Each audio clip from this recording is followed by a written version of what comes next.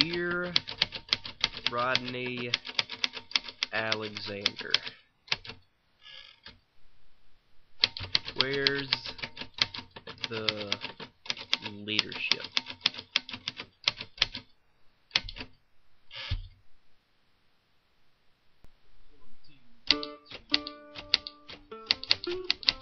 Where's the leadership?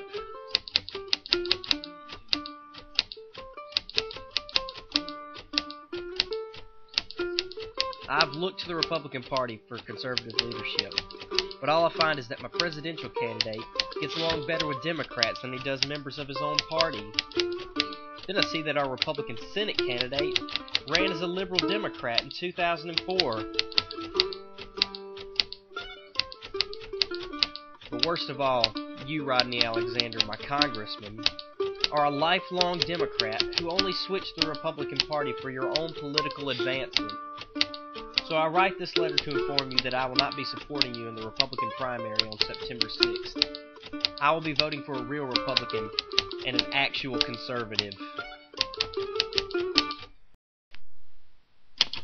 His name is Andrew Clack. Hi, I'm Andrew Clack, and you better believe that I approve this message.